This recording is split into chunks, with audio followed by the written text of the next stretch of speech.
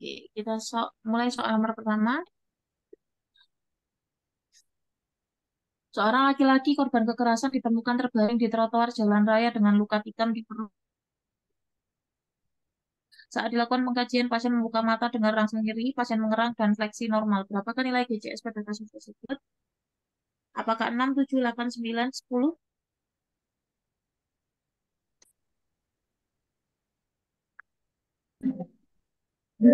Maris, tidak dipakai kandang pasti.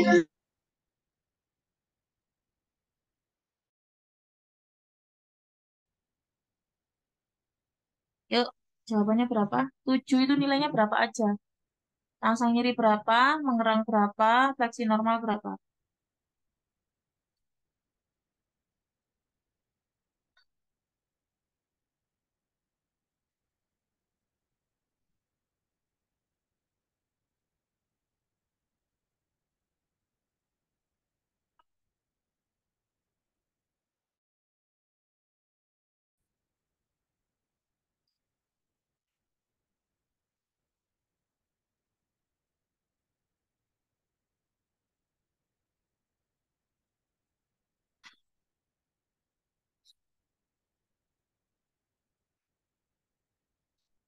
Ayo, fleksi normal itu 3. Hmm, fleksi normal itu 4. Ini kan fleksi normal. Ini 2. Mengerang 2. Fleksi normal 4. Fleksi abnormal. Abnormal baru 3. Ini normal. Berarti jawabannya 8. Ya, teman-teman. Ini udah, teman-teman udah handal lah di GCS. Kita urai sedikit ya. Jadi GCS itu untuk penilaian tingkat kesadaran ada menggunakan dari mata, dari verbalnya, dan dari motoriknya. Nah, dari mata itu nilainya sampai 4 yang paling tinggi. 4 itu spontan membuka mata tanpa diberikan instruksi. Kalau yang 3 itu diberikan instruksi baru dia membuka mata. Kalau yang kedua itu diberikan rasa nyeri baru buka mata. Kalau yang satu Kemudian kalau yang di verbal itu sampai 5. Kalau 5 itu berorientasi baik alias dia itu ya kayak kita gini ya berorientasi baik. Kemudian yang 4 itu bingung, bicara kacau atau bicara tanpa arti itu 4. Kemudian yang ketiga itu kata-katanya tidak sesuai ya. Jadi apa yang dia ucapkan dengan pertanyaannya tidak sesuai. Kalau yang mengerang itu tidak ada kata-kata yang diucapkan tapi cuma bergumam, berdengung ya. Kemudian yang terakhir satu. Kemudian untuk motoriknya itu ada 6 ya. Yang pertama itu mengikuti perintah ya. Kita minta angkat kakinya Pak, diangkat kakinya. Itu berarti 6. Kemudian melokalisir nyeri. Melokalisir nyeri itu sama kayak menepis menepis tangan pemeriksa. Dengan harapan apa? Ketika ditepis tangannya atau disingkirkan tangannya, nyerinya akan berkurang ataupun juga mengusap usap lokasi nyeri. Itu sama dengan melokalisir. Nilainya 5.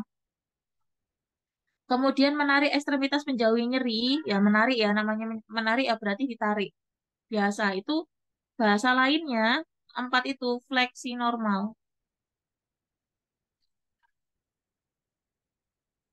Fleksi normal tuh nilainya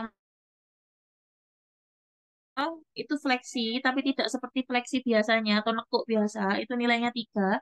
Atau bahasanya apa? Dekortikasi atau deserebrasi. Fleksi abnormal, bahasa lainnya apa? Bahasa lainnya adalah dekortikasi. Kalau yang ekstensi abnormal,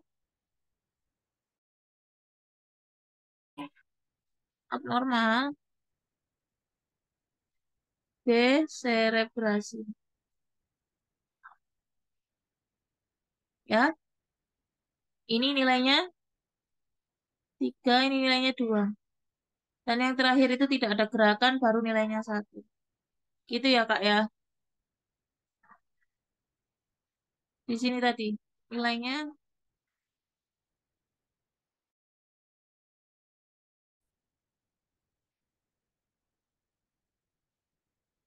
oke. Ada yang mau ditanyakan untuk GCS-nya? Clear ya? Jadi perhatikan instruksinya Kak ya untuk GCS tuh ya. Sebetulnya kita udah bisa. Mungkin cuma dari bahasanya aja yang perlu kita paham. Oke, next. Siap. Sebentar ya Kak. Ini ada temennya yang baru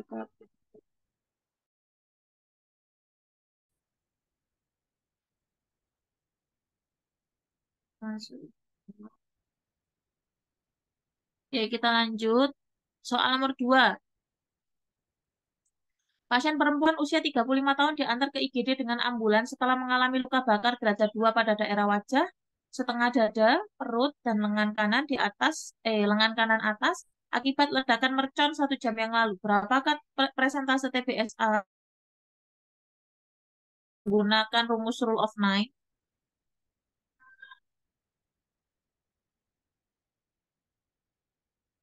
Berapa nilainya?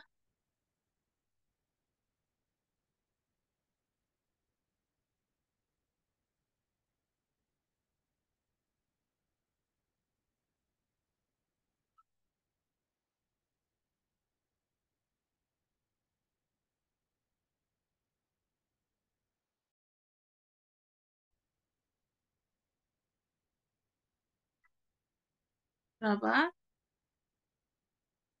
Ayo dijabarkan Kak, hitungannya gimana? Ketemu C, ketemu A itu hitungannya gimana?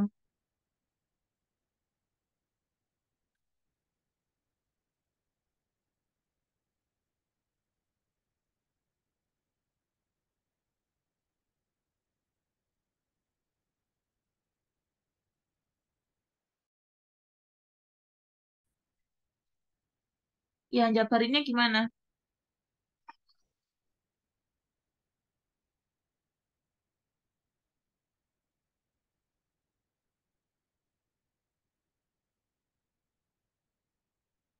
Jabarinnya gimana bisa ketemu itu? Hmm? Mari kita lihat.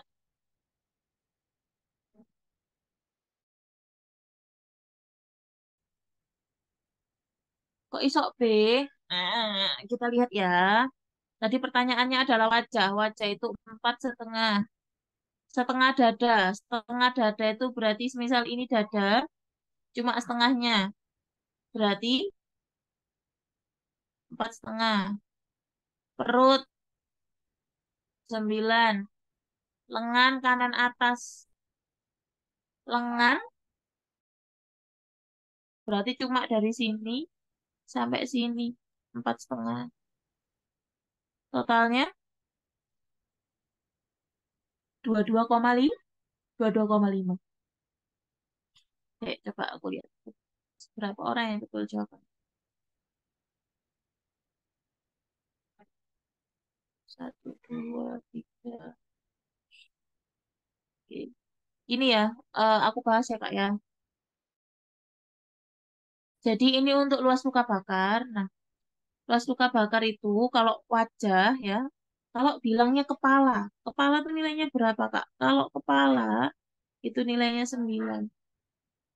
Ini 4,5, ini 4,5. Leher masuk nggak Kak? Leher itu masuk hitungan di wajah sini sampai di sini nih. Nih. Tapi kalau dia bilangnya leher aja, Kak kemarin kanan aja kayaknya Kak. Kalau lengan kanan atas itu 4,5. Kalau lengan kanan tok itu berarti 9. Kalau yang dibilang lengan kanan atas itu berarti di sini sampai di sini. Kalau lengan kanan itu dari sini sampai sini. Ini berarti gini. Lengan kanan atas. Ini lengan kanan. Kalau lengan kanan bawah tuh dari sini ke sini. Lengan kanan bawah. Kalau semisal paha, ya, ada yang bilang paha, paha kanan, itu hitungannya semua atau cuma pahanya doang atau betisnya nggak keikut atau semuanya keikut. Paha kanan, kalau paha kanan hitungannya gimana? Paha kanan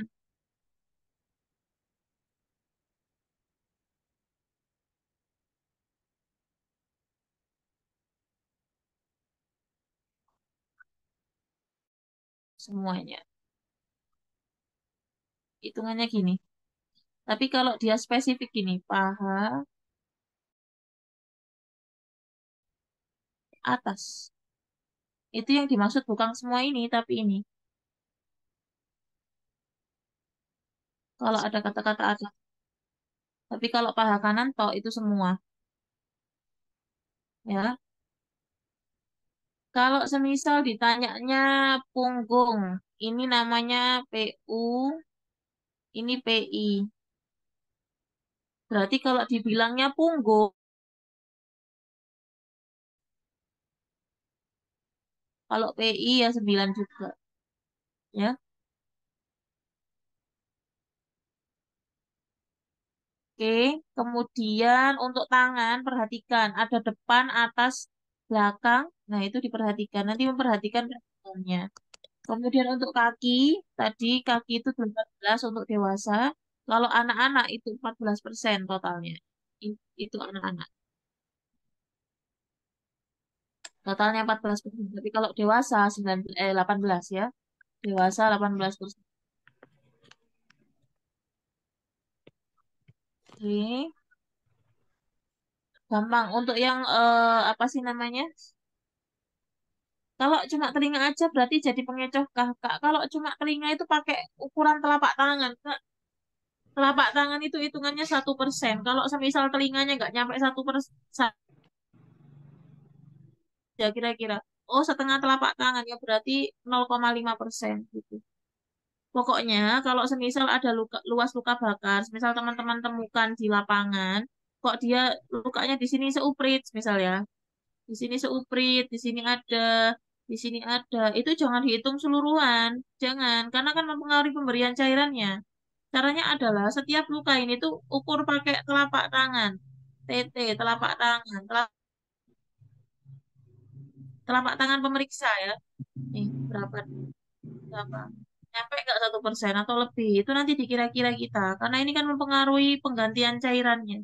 Kalau cuma nyempil-nyempil kayak gini terus kita hitungnya 9%, ini masih banyak bagiannya nggak kena loh. Nanti kebanyakan cairan malahan pasiennya ya. Kayak gitu. Oke, bentar aku lihat dulu. Lanjut. Nah, ini orang perawat memberikan informasi pada pasien akan pulang terkait masalah yang mungkin muncul pada saat pasien telah berada di rumah. Pemberian informasi dapat berupa tindakan di rumah dan perawatan lanjut di saat di rumah. Apakah tindakan yang telah dilakukan oleh perawat tersebut? Apakah discharge planning, pre-conference, post-conference, timbang terima, atau karonde? Discharge planning. Sambil ada azan sebentar ya.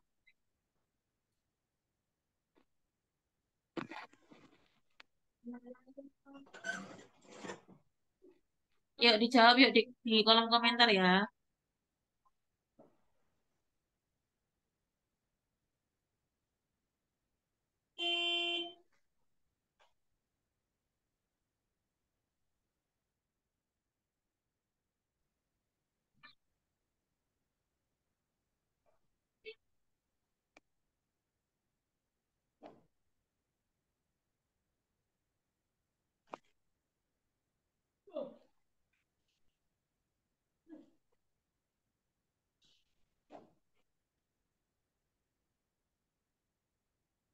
Bentar ya Kak, azan.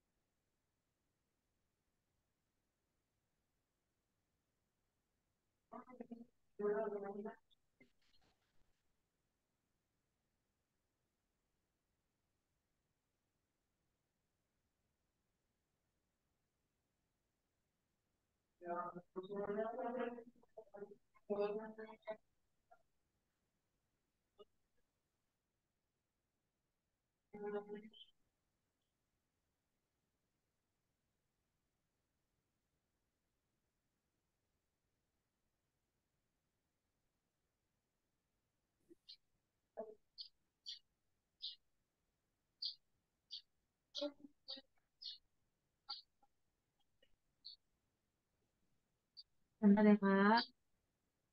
Izan.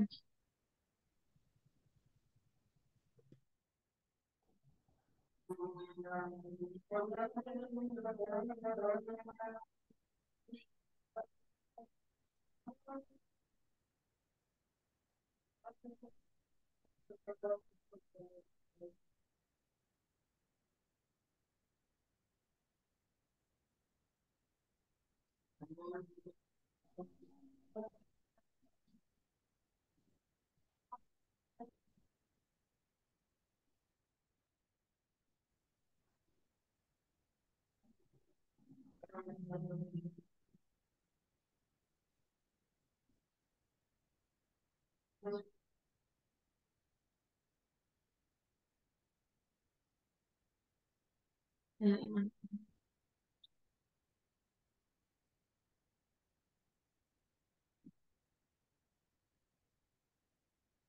Amin. Oke, kita mulai lagi ya.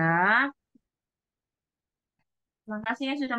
Sekarang kita bahas. Jadi, dari soal ini, yang dipertanyakan adalah, jika pasiennya ini mau pulang ke rumah, perawat ini mengasih informasi ataupun pengetahuan terkait apapun nanti yang bisa terjadi di rumah dan perawatan ataupun perawatannya saat di rumah. Apakah tindakan yang telah dilakukan oleh perawat tersebut? Apakah discharge planning, pre-conference, post-conference, timbang terima, ataukah ronde? Saya ulas sedikit ya Kak ya. Jadi pada kasus ini planning. Kenapa? Discharge planning adalah sebuah metode yang teman-teman bisa lakukan saat ada pasien yang masuk ke rumah sakit. Contohnya gini, kita di ruangan medikal bedah ya atau di ruang penyakit dalam, ada pasien masuk dengan hipertensi. Nah, ketika kita tahu pasiennya dengan hipertensi, berarti kita harus tahu ya apa aja yang nanti bisa kita lakukan edukasi. Edukasi yang kita lakukan ini tujuannya agar pasien itu bisa hidup optimal ataupun mandiri di rumah dengan penyakitnya. Ya, kayak gitu. Nah, edukasi apa aja? Contohnya mungkin dari dietnya, kemudian dari apa sih namanya, dari obat-obatan yang harus dikonsumsi, kemudian aktivitas apa aja yang bisa dilakukan oleh pasien-pasien dengan hipertensi. Nah, apakah itu dilakukan ketika pasiennya mau pulang saja? Tentu tidak. Tapi bisa teman-teman mulai dari awal pasien datang ya, sudah mulai kita lakukan edukasi. Nanti pas waktu sebelum pulang baru kita evaluasi kembali dan memastikan apakah betul-betul pasien dan keluarganya paham terkait kondisinya. Seperti itu. Itu namanya discharge planning. Ya. Kemudian biasanya kalau di rumah sakit itu ada di lembar edukasi itu loh Kak ya. Biasanya ada lembar edukasi apa aja yang sudah diberikan. Itu salah satunya bentuk dari discharge planning. Kemudian ada pre-conference dan post-conference.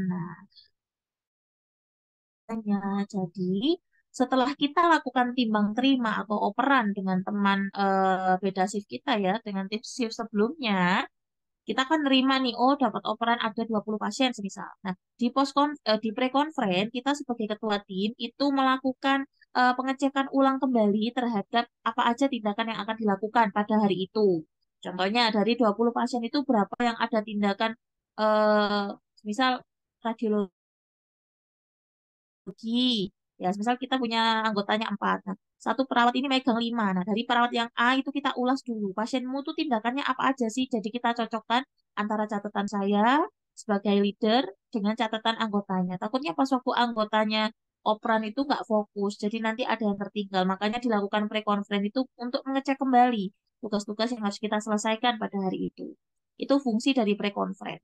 Setelah pre-conference, teman-teman semuanya itu biasa ya, kita melakukan perawatan langsung kepada pasien. Setelah itu, setelah selesai semuanya, kan kita harus operan ke shift selanjutnya atau shift 2. Nah, sebelum pelaporan ke shift 2 atau handover dengan shift 2, sebagai Katim itu kita harus cek kembali apakah tugas yang dilakukan teman-teman ataupun anggota kita itu sudah selesai atau belum. Ya, kita tanyakan, gimana pasienmu sudah clear semuanya? Ini dokternya belum visit, Kak, untuk dokter penyakit dalamnya, semisal. Oh ya, sudah nanti tak sampaikan. Ada lagi? Enggak, Kak, sudah. Peran, Kak, ini obatnya tadi tak resepkan ke apotik, tapi belum naik sampai sekarang karena barangnya nggak ada. Nah, itu hal-hal kecil seperti itu tuh akan dipertanyakan di post conference, biar nanti dioperkan oleh katimnya ke shift selanjutnya, biar tidak ada miss ya. Kemudian ya sudah, setelah post conference ditanyakan semuanya, kalau nggak ada PR, alhamdulillah. Kalau ada PR ya kita serahkan ke shift selanjutnya. Setelah itu kita lakukan handover. Nanti di handover shift 2 ke shift 2 juga sama, pre-conference, post. Kemudian yang terakhir ada ronde keperawatan. Nah, ronde keperawatan itu adalah sebuah metode di mana kita gunakan untuk mencari solusi dari masalah yang belum selesai. Jadi pasien itu kan kondisinya itu mungkin tidak ada perbaikan ataupun perbaikannya tidak maksimal. Akhirnya kita ini berupaya untuk mencari solusi bersama-sama dengan pemberi asuhan yang lainnya, entah itu dokter, farmasi klinis, gizi, dan yang lain, pasiennya itu ada perbaikan ataupun perbaikannya itu lebih cepat lagi daripada yang sekarang. Nah, itu di ronde keperawatan. Namanya diskusi, namanya aja sih ronde keperawatan, tapi yang terlibat itu semua pemberi asuhan ya. Nah, di ronde keperawatan ini harus ada inform konsen terlebih dahulu kepada pasien. Apakah pasien dan keluarga itu bersedia untuk dijadikan bahan ronde. Takutnya gini, takutnya pasien tuh nggak terima loh, kok kondisi kok malah dibahas-bahas di depan orang banyak mereka ya. Nah, itu harus disampaikan terlebih dahulu. Jika mereka bersedia, ya kita lakukan ronde. Kalau tidak, ya sudah, nggak apa-apa. Ya. Terus ada satu lagi, Kak. Kalau di manajemen itu diskusi refleksi kasus. Bedanya apa dengan ronde keperawatan? Kan sama-sama diskusi. Nah, kalau ronde keperawatan tuh fokusnya di masalah yang masih terjadi ya. Masalah terkini atau here and now. Tapi kalau diskusi refleksi kasus, suara macet-macet, Kak. Iya, apakah suara saya macet-macet? Boleh? Suara saya jelas atau macet-macet? Kak, komen di jelas ya. Oke. Kalau yang satunya tuh diskusi refleksi kasus. Kalau diskusi refleksi kasus itu lebih berfokus ke masalah yang dulu pernah dialami. Semisal pernah mengalami pasien jatuh, ya. Itu kita jadikan bahan untuk evaluasi gimana caranya agar ruangan kita ke depannya itu tidak ada pasien jatuh lagi.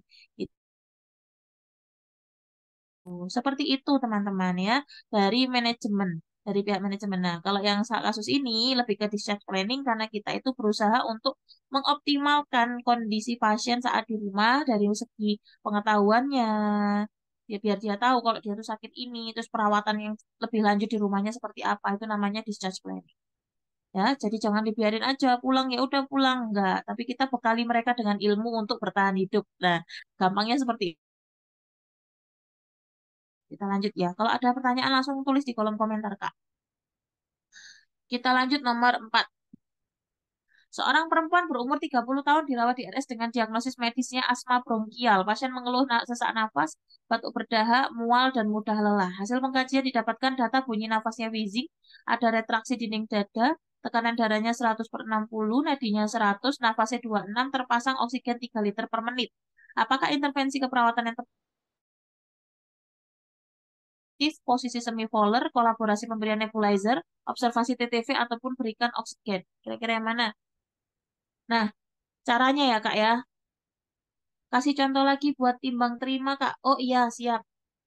Timbang terima itu operan, Kak. Handover kayak kita biasa ya. Kita ketemu dengan shift selanjutnya, kita paparkan berapa jumlah pasiennya, dokternya siapa aja, kondisi pasiennya gimana dari masuk, terus kondisi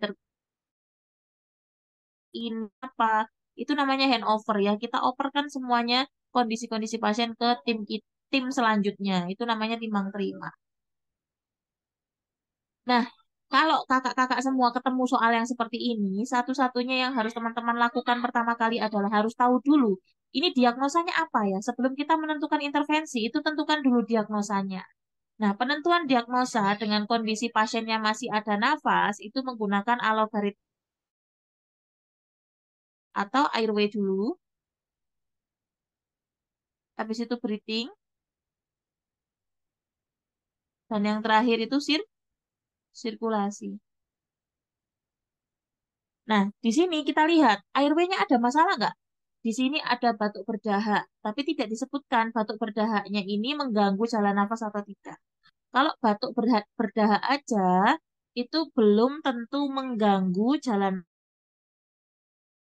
nafas. Dahaknya tidak bisa keluar, itu berarti sudah mengganggu jalan nafas. Apakah berhenti di situ? Kita lihat lagi. Di sini ada bunyi nafasnya wheezing. Wheezing itu disebabkan oleh, ini semisal jalan nafas.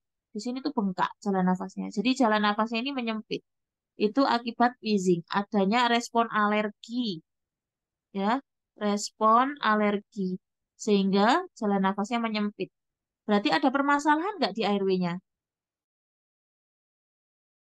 Permasalahannya apa berarti? Ketidakefektifan, bersihan, jalan, jalan nafas. Kalau semisal kita ketemu wheezing seperti ini, apa yang harus kita lakukan? Apakah batuk efektif? Tentu tidak. Ya, di sini tidak disebutkan kemampuan batuknya. Apakah posisi semipolar? Boleh nggak pasien asma di semipolar? Boleh. Tapi apakah tepat dengan kondisi seperti ini? Tentu tidak. Kan? Observasi TTV sudah dilakukan. Yang paling tepat adalah kolaborasi pemberian nebulizer. Tujuannya adalah untuk melonggarkan jalan nafas yang membengkak. Ya, nebulizer itu sistemnya ada dua, Kak. Ada yang fokus di Di mukolitik atau bronkodilator. Ini fokusnya mengencerkan dahak. Kalau yang ini melebarkan jalan nafas. jalan nafas, oh pintar. Yang melebarkan jalan nafas. Nah, karena ini tadi menyempit akibat wheezing, maka satu-satunya yang bisa teman-teman berikan untuk melonggarkan jalan nafas yaitu nebulizer, jenis obatnya yang bronkodilator. Kak, kalau semisal nih di kasus dia juga dahaknya nggak bisa keluar, dah, dahak tertahan, ada wheezing juga. Duluan mana yang diberikan, bronkodilator atau mukolitik? Dahak tertahan sama sama asma atau wheezing. Kira-kira yang mana dulu yang dikasih? Bronkodilator atau mukolitik? Kalau disuruh milih loh ya. Padahal bisa sih dicampur obatnya. Kalau disuruh milih salah satu Bronko, mana duluan? politik, Mukolitik atau bronkodilator? Ayo, kalau ada bronko. penyempitan jalan sama dahaknya tertahan. Yang mana dulu? Astagfirullahaladzim. Yang harus diberikan adalah bronkodilator dulu ya Kak ya. Kita fokus buka jalan. Fokus buka jalan dulu. Nanti kalau jalannya udah kebuka dengan lebar, kita encerkan dahaknya lebih mudah pada aslinya, pada prakteknya. Ini dua-duanya bisa dicampur, Kak. Cuma kan namanya juga ujian, ya harus dipilih salah satu kalau disuruh memprioritaskan mana yang dulu. Kalau ditanyakan mana yang dulu ketika ketemu wheezing dan rongki, ya atasi dulu wheezingnya dengan bronkodilator, setelah itu baru di rongkinya. Kayak gitu, ya. Sik, tadi ada pertanyaan, tak buka dulu. Apa bedanya kalau pertanyaan soal bilang tindakan utama sama tindakan yang tepat itu sama, Kak? Yang membedakan itu adalah yang ini. Ya, ini sekalian ya. Terima kasih ya, Kak. Saya udah nanya. Tindakan utama, ya Allah tulisanku jelek. Maafkan. Dan tepat, ini tuh sama-sama tindakan yang menyelesaikan masalah.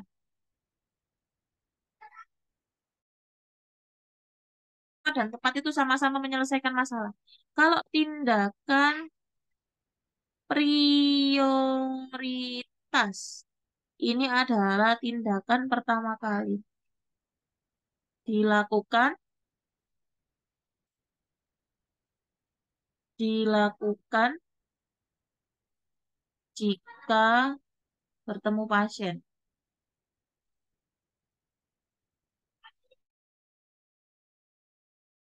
Ini nafasnya wheezing.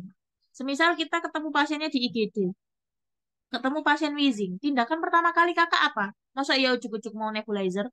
Kalau ketemu pasien wheezing di IGD, apa tindakan pertama kalinya? Kira-kira apa? Posisi Mati. semipolar, Kak. Iya betul, posisi semipolar dulu. Tindakan prioritas itu kak diri. Jadi ketika kita di IGD ketemu pasien dengan wheezing, asma ya, asma, wheezing, itu ya kita posisikan semipolar dulu. Itu namanya tindakan prioritas. Tapi untuk ditanyakan tindakan yang paling tepat untuk mengatasi si wheezing ini, ya satu-satunya cuma diberikan nebulizer untuk melonggarkan jalan nafas. Utama, tepat itu sama, ya, sama-sama menyelesaikan masalah. Kalau tindakan prioritas itu tindakan yang pertama kali dilakukan jika satu lagi, tak kasih contoh. Untuk tindakan utama sama tindakan prioritas. Kalau yang ditanyakan tindakan mandiri, ya sudah, kita cari tindakan yang mandiri aja, Kak, yang tidak kolaborasi dengan tenaga kesehatan yang lain. Tindakan mandiri ya berarti betul-betul tindakan mandiri keperawatan, observasi TTV, fisioterapi, posisi bipolar, kayak gitu-gitu. Contoh ya, ada satu pasien kan, stroke hemoragik, ada peningkatan TIK. Kira-kira teman-teman tindakan prioritasnya apa? Kalau ketemu pasien dengan peningkatan TIK, prioritas di IGD apa coba? Head up. Betul, head up, good job. Head up 30 derajat. Itu tindakan prioritas. Tindakan yang menyelesaikan masalah dari, ayo, kok kolaborasi pemberian apa? Obatnya untuk menurunkan TIK? Manitol. Betul. Mm-mm. Jadi kalau semisal ada peningkatan TIK untuk tindakan prioritasnya itu di head up dulu. Dengan tujuan harapannya TIK-nya turun. Tapi apakah head up itu bisa menyelesaikan masalah? Tentu tidak. Yang bisa Hmm. menyelesaikan adalah kita kolaborasi pemberian manitol dengan tujuan agar tekanannya bisa berkurang. Oke, kita lanjut. Nah, saat kapan dilakukan posisi semipolar, batuk efektif dan mukolitik, bronkodilator dan fisioterapi dada? Oke, Kak. Jadi kapan kita lakukan batuk efektif? Nah, batuk efektif itu dilakukan kalau di kasusnya itu ada kata-kata gini. Pasien batuk tapi tidak efektif. Itu terus pasiennya sesak nafas tapi tidak ada kelelahan. Jadi kan ada kan pasien yang sesak nafas dengan kelelahan saat bernafas, ada yang sesak nafas tapi tidak ada kelelahan. Kalau teman-teman melihat kondisi pasiennya batuknya tertahan atau batuknya nggak bisa keluar dahaknya, batuknya nggak bisa, terus dia tidak ada kelelahan, itu boleh dilakukan batuk efektif. Aku ada rangkumannya sih Kak, nanti tak share di grup ya. Itu ada di TikTok juga. Tapi kalau semisal pasiennya ini udah sesak nafas, ada kelelahan, nggak bisa batuk, apakah kita paksa untuk dia latihan batuk efektif? Tentu tidak. Terus diapakan, Kak? Dilakukan fisioterapi dada. Ya, kalau semisal kapan diberikan nebulizer, kapan diberikan bronkodilator. Nah, nebulizer ini diberikan dalam tanda kutip kalau di situ di soal tuh di spill kata-kata di situ itu ada dahak yang kental, ya. Kemudian sputum ada suara rongki yang berlebih ya nggak bisa keluar dahaknya itu boleh diberikan nebulizernya bronkodilator mukolitik ataupun ketemu suara nafas wheezing atau asma itu langsung nebulizer nggak usah jauh-jauh tapi beda kasus kalau semisal pasiennya anak-anak Kak. Kalau anak-anak apakah bisa kita latih batuk efektif bisa kalau semisal dia udah masuk di anak yang sekolah yang balita-balita, apakah batuk efektif bisa dilakukan? Tidak. Terus solusinya apa, Kak? Kalau semisal ada batuk yang nggak bisa keluar dahaknya pada anak-anak, apa dulu yang diberikan kira-kira? Anak-anak yang nggak bisa batuk, terus habis itu nggak bisa batuk ya, terus dia juga tidak bisa mengikuti instruksi kita. Maka satu-satunya jalan yang bisa teman-teman berikan adalah nebulizer dulu, setelah itu baru berikan fisioterapi dada. Loh, kapan batuknya? Anak-anak itu batuk, tapi batuknya tidak bisa dikeluarkan dahaknya, tapi malah ditelan lagi. Jadi nanti keluarnya lewat pup. Maka tidak perlu dilakukan batuk efektif untuk anak yang balita nggak usah. Kalau yang anak sekolah masih bisa kita ajarkan. Jadi fokus di nebulizer dan fisioterapi dada saja untuk yang anak-anak. Kalau yang untuk dewasa tadi dilihat, kalau dia ada sesak nafas,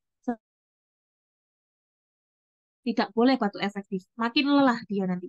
Maka lakukan fisioterapi dada. Tapi kalau semisal dia tuh dahaknya kental, nggak bisa keluar, ya jangan fisioterapi dada. Percuma dong.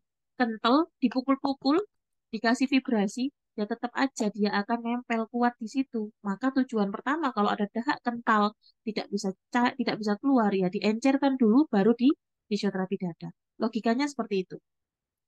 Kemudian, di sini tadi masuk di intervensi. Apakah masuk di intervensi airway? Bukan. O2 tuh masuk di intervensi breathing.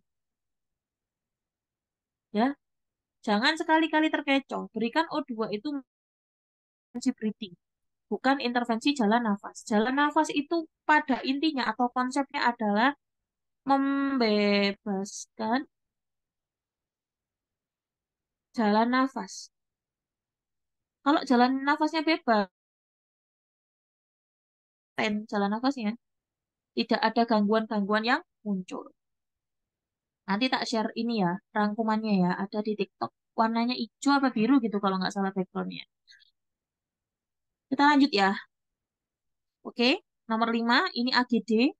Seorang perempuan usia 38 tahun dirawat di ruang penyakit dalam karena asma. Hasil pengkajian pasien tampak sesak, TD-nya 110/70, nafasnya 28, nadinya 100, tampak retraksi dada. Hasil pemeriksaan pH-nya 7,45, HCO2-nya 49, PaO2-nya 85, HCO3-nya 29. Saturasinya 97. Interpretasinya apa? Minum dah. Sur, minum. Masa? Oh iya lupa. Interpretasinya apa, Kak? Ini fokus di sini aja. Nih, fokus di sini. Berapa? Yuk. Di sepatu ya, Pak. Biar jalan napas.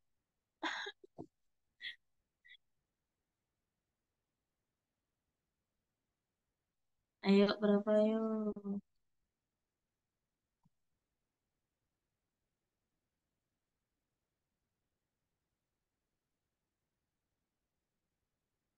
Berapa yuk?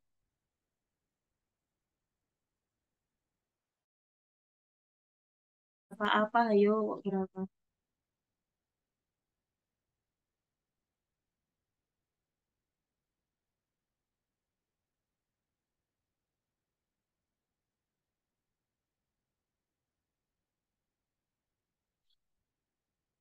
E, B,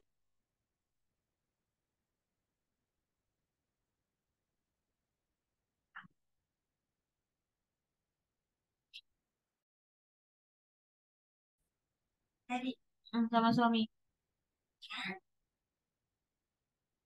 Oke, kita bahas ya, Kak ya. Jadi caranya seperti ini. Sebelum kita beranjak ke belakang, tak cerita cara-cara dulu. Oke. Nah, ya. Oke, caranya kalau yang baru bergabung, ini cara saya untuk bikin analisa.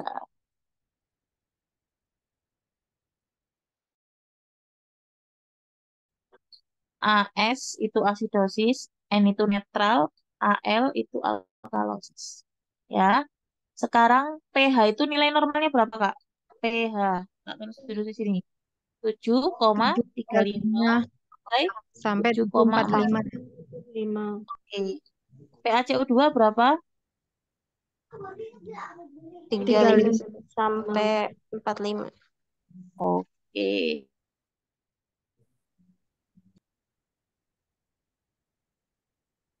Berapa? 22 sampai 26. 2 sampai 26. Oke. Oke, sekarang pertanyaannya adalah pH 7,45 itu masuknya di mana? Netral. Alkalosis cenderung Saya alkal. cenderung alkalosis. Netral Alkalosis. cenderung alkalosis. Berarti bisa diletakkan di sini atau bisa juga diletakkan di sini. Ya, terserah mau yang eh pH 3-nya 49. 49 masuk mana? Respiratorik. 49 masuk respiratorik loh. Kok respiratorik dulu? Asidosis apa alkalosis apa netral? Asidosis. Asidosis. Asidosis. Masuknya di asidosis. Berarti di sini ya. P eh PaCO2. Ketiganya 29 masuk mana? Alkalosis. Alkalosis. HCO3. Oke. Cara interpretasinya adalah cari yang sejajar dengan pH. Atau yang garis lurus dengan pH. Yang garis lurus dengan pH adalah HCO3. Maka interpretasinya adalah pH-nya apa? Alkalosis. Alkalosis. Body. Metabolik. Terkompensasi penuh. Alkalosis. Ya. HCO3-nya apa? Metabolik. Metabolik terkompensasi penuh. Tapi nggak Nah, ada jawabannya kok. ada jawabannya ya. Hmm. Gak apa-apa. Yang bikin soal ngantuk berarti. Saya ngantuk. Oke, nih. Alkalosis, metabolik, terkompensasi penuh. Lah kok bisa terkompensasi penuh? Gimana caranya? Karena Karena pH-nya Netral. pH-nya normal. Normal. Normal 7,45. Good job. Gimana?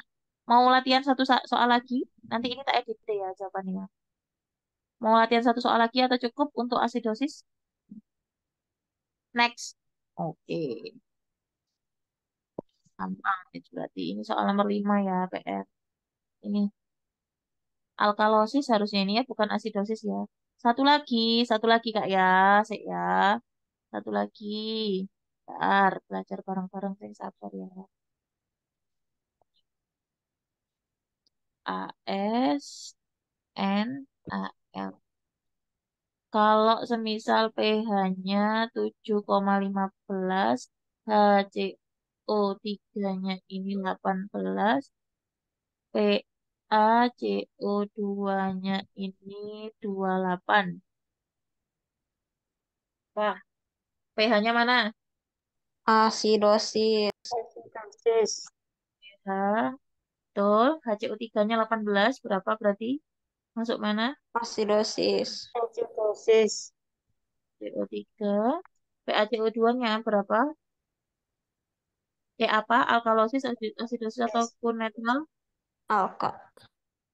Alkalosis. Alkalosis. Berarti ini pH-nya asidosis. Asidosis. Metabolik. Tidak Metabolik. terkompensasi sebagian. Metabolik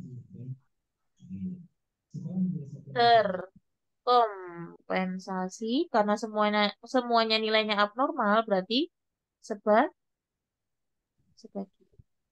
Gitu ya. Ini kan nggak normal, nggak normal, nggak normal. Berarti terkompensasi sebagian. Kalau tidak terkompensasi, itu salah satu dari HCO3 ataupun PaCO2 ini ada yang nilainya normal. Ya. Karena ini kan nggak Kamu ada. apa, Kak? Apa, Kak?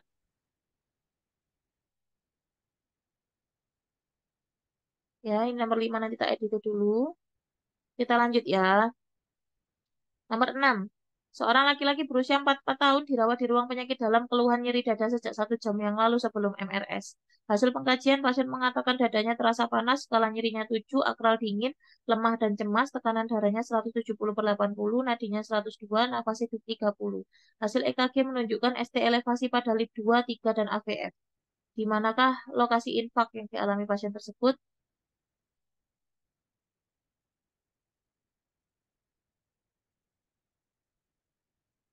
Apa? Inferior.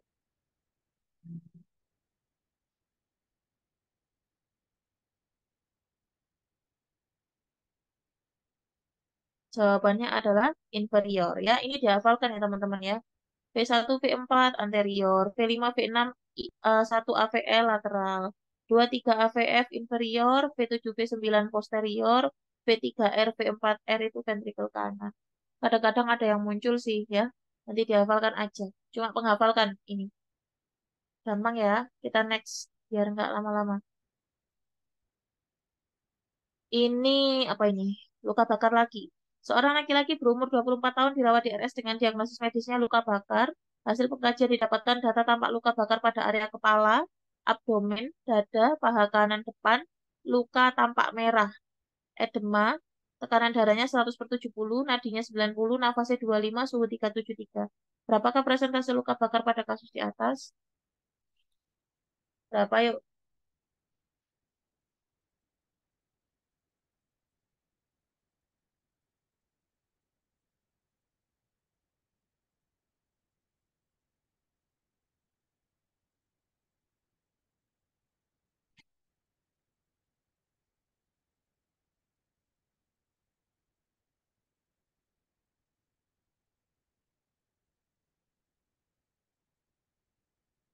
Kok Mek 18, Kak?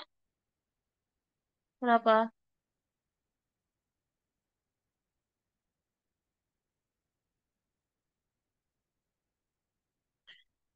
Nih, kepala,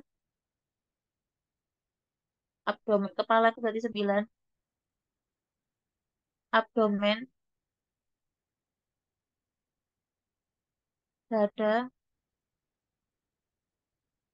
paha kan depan.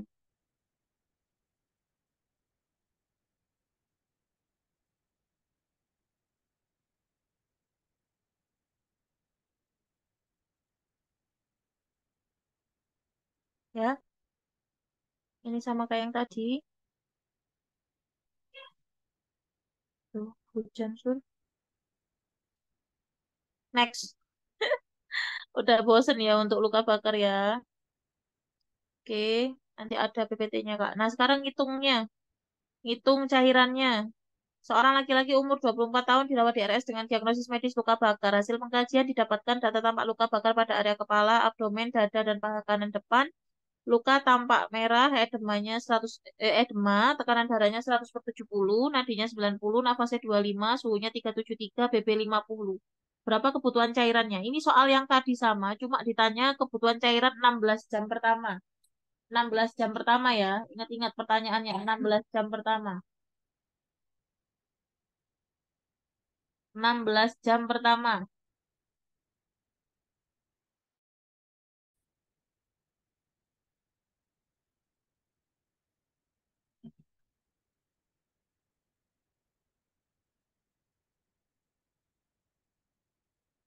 Berapa?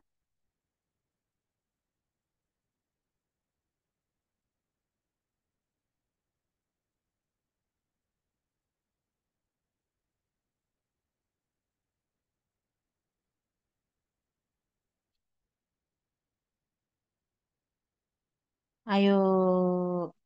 Tadi luas luka bakarnya kan 31,5. Rumus Baxter itu 4 mili dikali LLB dikali KGBB. 4 mili kali 31,5 kali 50 ketemunya 6.300.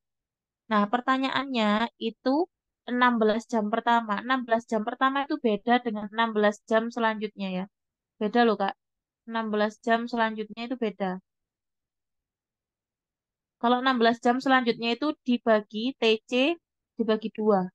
Kalau 16 jam pertama itu penjumlahan dari 8 jam pertama dan 8 jam kedua. Maka tugas teman-teman cari dulu 8 jam pertamanya sampai 8 jam keduanya. 8 jam pertama itu total cairan dibagi 2. Ya udah 6.300 dibagi 2, 3.150. Kemudian 8 jam kedua itu total cairan dibagi 4. Itu hasilnya ini. Ya sudah ditambahkan saja. 3, 3, 150. G Kak monggo 1575. 5, 2, 6, 7, 4. 4, 7, 2, 5. Gitu. Perhatikan pertanyaannya ya. Jawabannya C. Karena pertanyaannya itu 16 jam pertama, itu penambahan dari 8 jam pertama dan 8 jam kedua. Oke. Kalau 16 jam selanjutnya itu nggak usah dicari masing-masing, nggak usah. Total cairan ini langsung bagi dua gitu aja, langsung ketemu. Berarti 3.150 kalau 16 jam kedua atau 16 jam selanjutnya. Kalau 16 jam pertama, penjumlahan dari hasil 8 jam pertama dengan 8 jam kedua. Kira-kira ada yang mau ditanyakan di sini atau udah paham untuk luka bakar?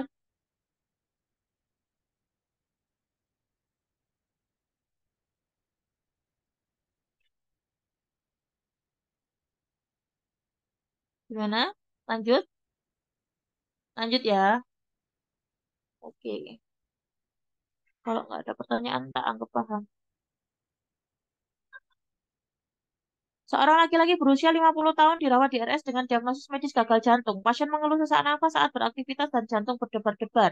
Hasil pengkajian didapatkan gambaran EKG-nya menunjukkan irama reguler, tidak ada gelombang P, IRS lebar, TD-nya 90/60, nadinya 100, nafasnya 24. Apakah tindakan keperawatan prioritas pada kasus tersebut? Apakah menganjurkan untuk istirahat, atur posisi semivolar, merendahkan ekstremitas, ROM pasif ataukah ROM aktif? Kira-kira yang mana?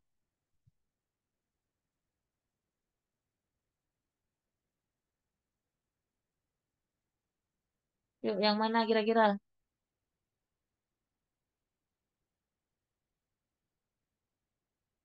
Dia ini ada keluhan di jantungnya. Ya, waktunya ya.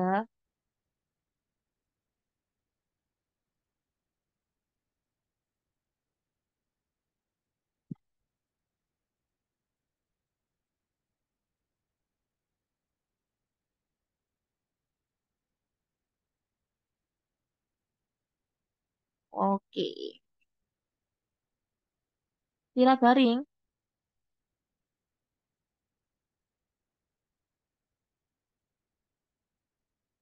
Betul. Jawabannya adalah minta pasiennya untuk istirahat. Karena diagnosa medisnya, nah di sini. Kalau teman-teman betul batasi aktivitas. Nah, di sini teman-teman lihat ya. Diagnosis medisnya gagal jantung. Kemudian sesak nafas saat beraktivitas dan jantung berdebar-debar. Ini sudah menunjukkan dia intoleran. Jadi ketika ditanyakan apakah tindakan keperawatan prioritas atau apakah tindakan keperawatan utama, itu teman-teman harus tahu dulu diagnosanya. Diagnosanya apa sih ini pasiennya? Oh, diagnosanya intoleran. Kalau diagnosa intoleran yang paling cocok mana? Apakah ROM pasif aktif? Tidak. Ini berhubungan dengan gangguan mobilitas fisik. Merendahkan ekstremitas? Ada? Tidak ada. Mengatur posisi semipolar. Semipolar itu biasanya untuk pasien dengan apa? Dengan dyspnea atau pasien dengan sesak nafas. Maka satu-satunya tindakan keperawatan yang paling cocok dengan kondisi pasien ini adalah dengan menganjurkan pasien untuk istirahat atau batasi aktivitas. Ya, jadi kata kuncinya adalah ketahui dulu diagnosanya apa.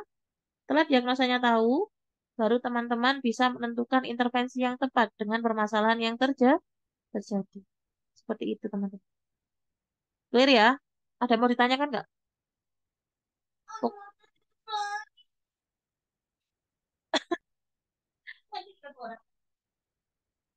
ya, lanjut ya. Nanti kalau ketemu soal kayak gitu, gitu ya caranya ya. Kita lanjut. Nah, ini sama nih, Kak. Seorang perempuan umur 40 tahun dirawat di RS dengan diagnosis medisnya tipoid. Pasien mengeluh demam selama 7 hari, mual, badan terasa lemah, tidak nafsu makan. Hasil pengkajian ditemukan suhunya 39, lidah, kulit, dan rambut kotor, hasil tes Widalnya positif. Apakah intervensi keperawatan prioritas pada kasus tersebut? Nah, harus tahu dulu nih diagnosanya apa, ya. Diagnosa keperawatannya apa, setelah itu tentukan intervensinya yang paling tepat. 38 orang untuk sore ini. Ayo, suhu 39 masa kompres. Aduh, lama. Suhu 39 kok kompres.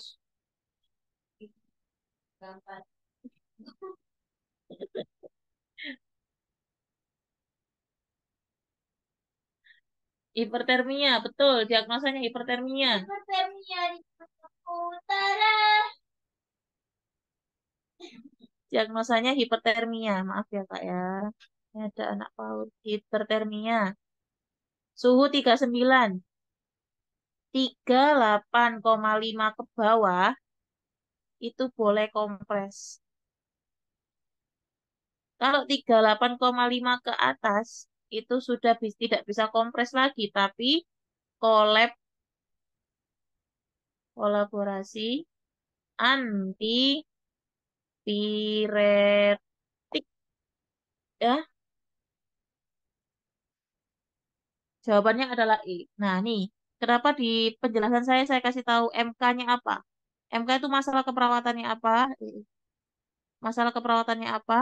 Kolaborasi pemberian antipiretik untuk menurunkan suhu karena suhunya sudah 39. Gitu ya, Kak. Oke. Kalau ada pertanyaan langsung nanya. Kita lanjut ya. Ini anak-anak nih. Ini penentuan diare dengan dehidrasi atau tidak. Batita laki-laki 2 tahun dibawa ibunya ke puskesmas dengan keluhan BAB cair. Hasil pengkajian anak rewel, tampak lemas, minum haus, mata cekung, cubitan kulit perut kembali, lebih dari 3 detik, nafasnya 35, suhunya 38,5. Apakah klasifikasi masalah yang terjadi pada kasus tersebut? Lihat di sini. Anaknya masih rewel, minum haus. Nah, udah kelihatan.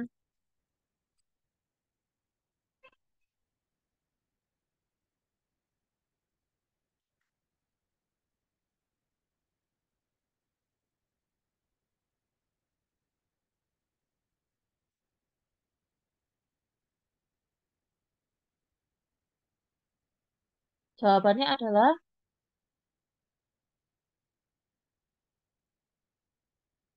Jawabannya adalah D. Nah, ini ya Kak ya panduannya di sini. Untuk dehidrasi, ringan sedang, diare berat, itu bedanya di sini. Yang berat itu cubitan kulit perut kembali sangat lambat. Kalau yang ringan sedang itu cubitan kulit perut kembali lambat. Dan satu lagi pembedanya, kalau yang diare dehidrasi berat itu biasanya pasiennya nggak sadar. Kalau yang ini tuh masih sadar, rewel, dan masih mau minum. Ya, gitu. Itu untuk cara membedakannya. Kalau dia cuma ada mata cekung aja, Kak. Cuma satu aja. Masuknya mana? Kalau mata cekung aja. Kalau matanya cekung aja, nggak ada data lain, masuk mana? Tapi ada data diare, dia diare tapi matanya cekung, nggak ada data yang lainnya. Masuknya mana? Diare tanpa dehidrasi, diare dehidrasi Dengan ringan sedang. diare tanpa dehidrasi. Betul, masuknya di diare tanpa dehidrasi karena datanya cuma satu. Bisa dinyatakan diare dehidrasi ringan sedang ataupun berat itu harus punya dua atau lebih tanda-tanda. Kalau cuma satu aja berarti dia diare tanpa dehidrasi. Good job. Kita lanjut ya. Ini perhitungan usia anak. Anak perempuan dibawa ibunya ke Poliklinik Tumbuh Kembang untuk pemeriksaan. Hasil pengkajian tanggal lahirnya 28 Maret 2015. BB-nya 10 kilo TB88. Perawat akan melakukan screening perkembangan pada hari ini tanggal 18 November 2018. Berapa usia anaknya? Berapa usia anaknya? Ayo.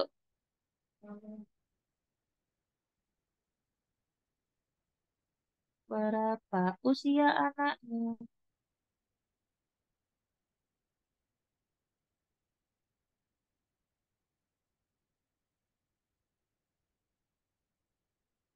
Berapa? B. Oke, kita tunggu yang lain.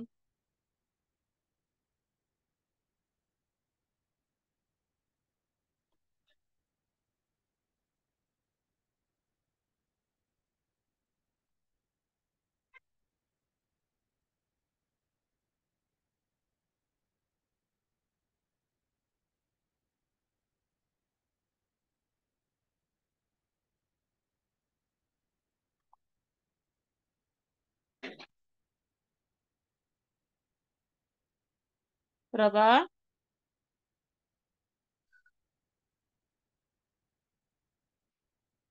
Kita hitung ya. Jadi caranya seperti ini. Tanggal kunjungan dikurangi tanggal lahir. Tanggal kunjungannya itu 18 November 2018. 2018. November itu 11, tanggalnya 18. Tanggal lahirnya 2015, Maret itu 3, ini 28. 18 dikurangi 28, nggak bisa. Minjem ke Yes. sini, 10. Di sini 30. Kenapa kok bisa 30? Satu bulan tuh dikonvert ke hari 30. 30 tambah 18, 48. 48 dikurangi 28, 20. 10 dikurangi 3, 7. 2018 dikurangi 2015, 3. Maka jawabannya adalah 3 Tahun. tahun, 7 bulan, 20 hari. Beda lagi kalau saat teman-teman ngukur atau ngitung usia kronologis, usianya di bawah 2 tahun, maka harus dikurangi usia Gestasi. prematur. Ya, usia prematur. Ya, oke, clear ya. Kalau ada yang belum clear, tanya. Ini jawabannya. Teret. Ini saya nggak ngerti, Kak. Yang nggak ngertinya di mana, Kak Marlini? Monggo. Monggo, Kak Marlini. Nggak ngertinya di mana? Mumpung masih di stase ini. Untuk yang soal yang kemarin yang bulannya itu 4, yang ditambah 1 minggu itu gimana Kak? Kalau misalnya bulannya 5, apakah dikali 5? Oh, ini yang kehamilan ya, Kak ya? Usia kehamilan ya? Usia kehamilan bukan? Cek, aku tak buka chat kakak ya. Bentar, Iya, Kak, usia kehamilan tuh yang bentar, tadi Kak. saya tanyakan di grup. Kak Marlini mana ya nomornya ya? Cek, Kak, cek, Kak, cek. Kita bahas ya. Ini kan pertanyaannya usia anak. Yang ditanyakan Kak Marlini ini usia kehamilan. Mana ya? Cek. Oh, ini nih. 4, 22 mana sih soalnya ya? Ini ANC-nya, ini beda soal dari ini ya, beda tipe ya. Ini usia, dulu. Ini bahas usia kehamilan. Usia, jangan komen dulu ya, Rek ya. Jangan komen dulu, nanti aku pennya nggak bisa nulis. Usia kehamilan. Tanggal kunjungan TK itu 4 Februari 2022. Kemudian HPHT-nya 3 Oktober 2021. Caranya ya kita hitung dulu kayak biasa ya. 2022, Februari itu 2, ini 4. Terus HPHT-nya ini 2021. Oktober itu, Oktober itu bulan berapa ya? 10. Tanggalnya tanggal 3. Ini ya. Oke.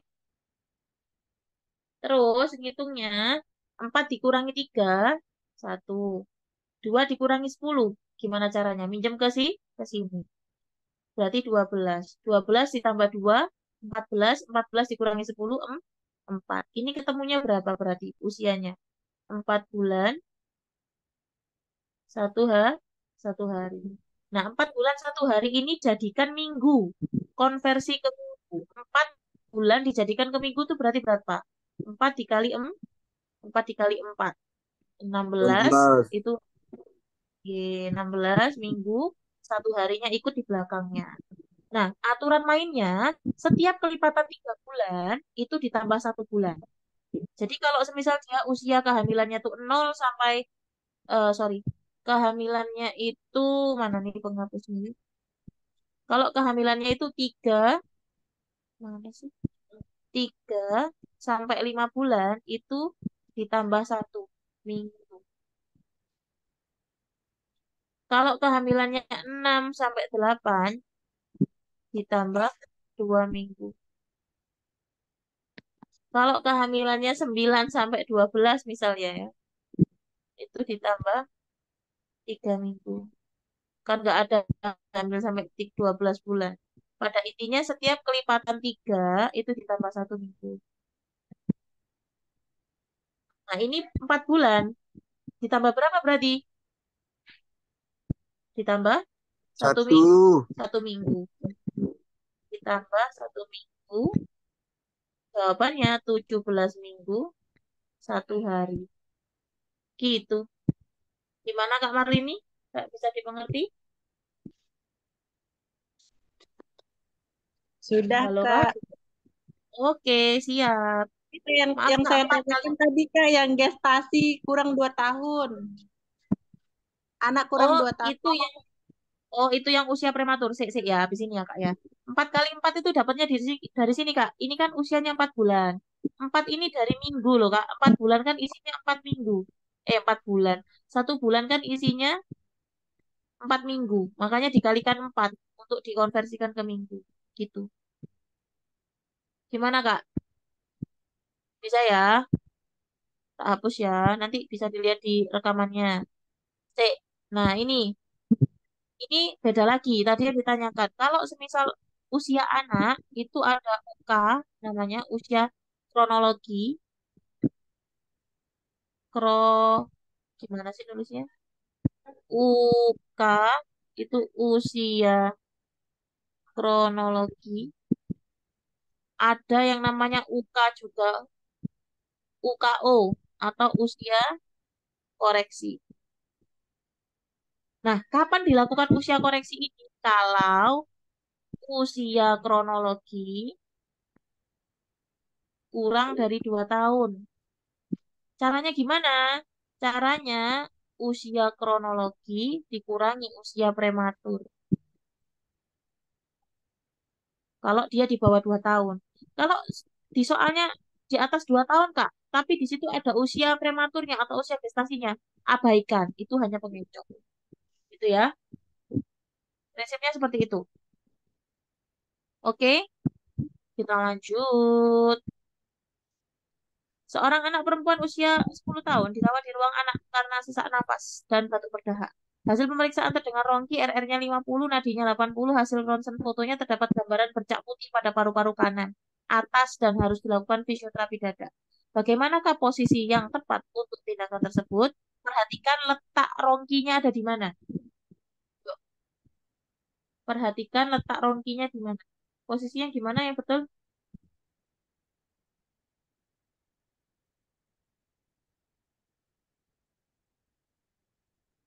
Posisinya mana yang betul?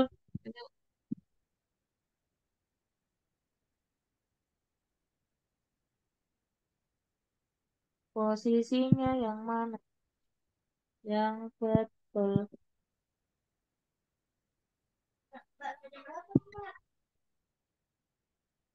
16, 15.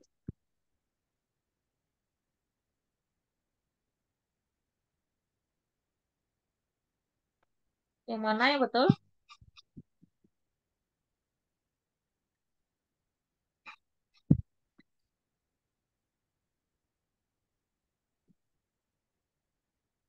Ah, kita lihat di sini. Jawabannya adalah B, ya. Penentuan postural drainase itu adalah fokus dilihat di mana letak rongki berada. Kata kuncinya adalah lokasi rongkinya tadi ada di paru-paru kanan atas. Ini paru-paru. Paru-paru kanan atas. Ini kanan ya. Gini. Udah di atas itu berarti. Posisinya Kalau di kanan, di atas berarti harus posisinya semipolar. Oke? Dengan tujuan ini agar bisa masuk ke jalannya. Terus, kalau semisal dia ada di kanan, miring kemana? Miring ke ke kiri. kiri, kiri. Gitu ya. Jadi kebalikannya nih. Kalau letaknya di bawah paru-paru, posisi Trendelenburg, kepalanya lebih rendah dari kaki. Kalau letaknya di atas paru-paru, posisinya semipolar. Kalau letak rongki di sebelah kiri, ya miring kanan. Kalau rongkinya di sebelah kanan, ya miring kiri. Kebalikannya. Tuh. Bisa dipahami nggak untuk penentuan letak dahaknya? Kok dahak, letak dahak, letak postural drainasenya. Nih, ini kan kanan atas. Kanan atas. Di sini, berarti dia harus semipolar. Tapi semipolarnya nggak duduk biasa, tapi dengan miring ke kiri. Karena di sini. Biar tujuannya tuh biar bisa masuk ke jalan nafasnya ini loh. Nanti bisa dikeluarkan. Gitu ya. Kalau semisal dia letaknya di bawah, Kak.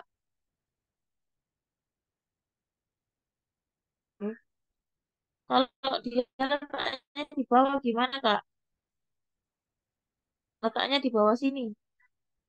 Atau dua-duanya. Kan Atau letaknya di bawah dua-duanya gimana, Kak? Di Tredelenburg. Netherlands. Tredelenburg. Atau kepalanya lebih rendah dari ini. Dari Dari kaki. kaki. Gitu ya. Dari Tredelenburg. Pokoknya fokus letaknya di mana dahaknya nanti bisa ketahuan. Kita lanjut nomor 78. Seorang laki-laki 19 tahun diantar ke oh kok nomor 78 nomor selanjutnya. Seorang laki-laki 19 tahun diantar ke UGD karena kecelakaan lalu lintas. Hasil pengkajian, kesadaran kompos mentis, mengeluh nyeri skala 5, tampak bengkak deformitas dan krepitasi pada femur dextra. Tekanan darahnya 130/80, nadinya 108, nafasnya 24, pasien sedang tindakan. Dilakukan pembidaian. Apakah selanjutnya yang harus dilakukan pada kasus tersebut? Pembidaian, Kak. Ini nanti sampai 15 soal ya. Ini berarti soal yang ke-14. Satu soal lagi. Nanti sisanya, nanti malam, ini kan meskipun ada Zoom, nanti malam aku ganti pembahasan yang masih belum selesai ini lewat diskusi di grup ya Kak ya. Karena aku minta maaf sore hari ini saya ada acara, jadi harus nggak bisa sampai 2 jam ya. Nanti diganti di hari selanjutnya aja waktunya yang tak ambil ini. Yuk, gimana nih? Apa yang harus dilakukan? Yang A, Kak. A. Meriksa pulsasi dan sensorik pada bagian distal fraktur. Oke, yang lain? Yang lain? Ada yang lain jawabannya?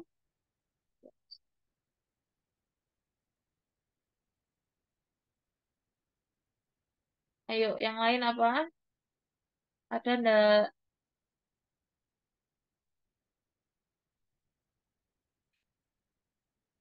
Jawabannya adalah A, betul. Setelah dilakukan pembedaian, maka selanjutnya itu harus dilakukan pengecekan pulsasi, motorik, dan sensorik. Kenapa tujuannya harus dilakukan PMS itu? Tujuannya adalah untuk mengetahui apakah pembedaian yang kita lakukan ini terlalu kuat atau tidak. Kalau terlalu kuat, itu akan mengganggu sirkulasi. Kalau terlalu longgar, juga nanti akan berpengaruh pada posisi dari kaki yang fraktur. Maka harus betul-betul pas. Caranya untuk tahu, yaitu tadi dicek PMS-nya, pulsasinya bagaimana. Kalau yang awalnya itu sudah ada denyut, tiba-tiba setelah kita bidai denyutnya nggak ada, berarti terlalu kencang. Kemudian motoriknya, misal awalnya dia bisa menggerakkan kaki-kakinya, tapi gara-gara kita apa sih namanya terlalu kencang, akhirnya dia tidak bisa menggerakkan. Ataupun sensoriknya juga. Kalau semisal sensoriknya awalnya dia masih bisa merasakan, tiba-tiba pas waktu kita habis bidai, sensoriknya dia malah nggak kerasa ataupun malah kebas, berarti itu terlalu kuat kita untuk membedainya seperti itu ya. Jadi harus dilakukan PMS. PMS ini nggak harus dilakukan cuma setelahnya aja, tapi sebelum dan sesudah melakukan pembedaian wajib dilakukan PMS. Pulsasi, motorik, dan sensor. Kita lanjut ya. Satu soal lagi, setelah itu kita lanjut nanti malam jam 20 untuk diskusi di grup soal sisanya. Seorang perempuan 52 tahun dirawat di ruang bedah pasca operasi olive hari keempat akibat fraktur femur dextra. Hasil pengkajiannya jadi skala 2. Luka sepanjang 8 cm pada femur kanan, kesulitan menggerakkan ekstremitas hingga pemenuhan kebutuhan aktivitas dibantu. Merasa cemas untuk bergerak. Tekanan darahnya 130/80, nadi 80, nafas 18, suhu 37,5. Nafas 18 kali, suhunya 37,5. Apa masalah keperawatan utama pada kasus tersebut?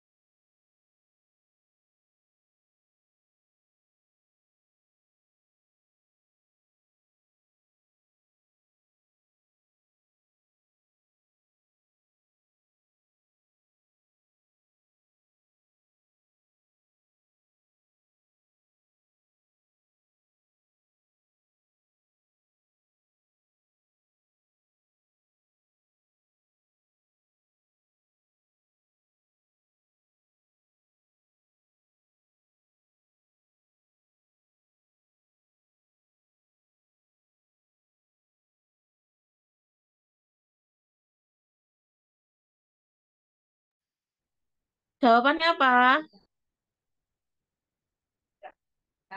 Jawabannya adalah D, betul. Nyeri skala 2, luka sepanjang 8 cm pada femur kanan, kesulitan menggerakkan ekstremitas sehingga pemenuhan kebutuhan aktivitas dibantu dan merasa cemas untuk bergerak, sehingga diagnosa yang paling tepat adalah gangguan mobilitas fisik, ya. Gangguan mobilitas fisiknya itu diakibatkan tadi dia ada luka pasca ORIF. Kalau mau diambil nyeri akut, apakah bisa? Oh, skala nyerinya terlalu rendah ya. Itu kan skala nyerinya ringan, jadi tidak menjadi prioritas. Prioritas utama di kita di sini adalah dia ada gangguan dari mobilitas fisiknya. Seperti itu. Oke, ada yang mau ditanyakan teman-teman? Ini masih ada berapa soal ya? Oh, nanti aja deh. Nanti jam ini ya, jam apa sih namanya? Jam 8 ya, teman-teman. Kalau semisal ada waktu, kita lanjutkan diskusi soal ini sampai selesai. Paling ada 5 atau 7 lagi soalnya. Aku izin, mohon maaf sekali tidak bisa sampai di waktunya, karena memang ada acara ya. Minta maaf sekali teman-teman. Nanti akan saya ganti waktunya di pertemuan yang selanjutnya. Terima kasih banyak sudah bergabung untuk pembelajaran sore hari ini. Jika ada yang mau ditanyakan, jangan sungkan-sungkan ataupun jangan jangan malu untuk bertanya. Ke grup boleh ataupun personal chat juga boleh banget. Gitu ya. Terima kasih banyak atas waktunya. Aku undur diri terlebih dahulu.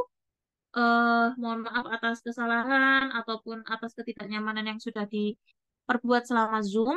Terima kasih banyak. Semoga bermanfaat. Semoga semua hajat bisa diijabah oleh Allah Subhanahu wa taala. Terima kasih. Saya undur diri. Wabillahi taufiq wal hidayah. Wassalamualaikum warahmatullahi wabarakatuh. Oh iya, belum tak mati. Belum tak mati.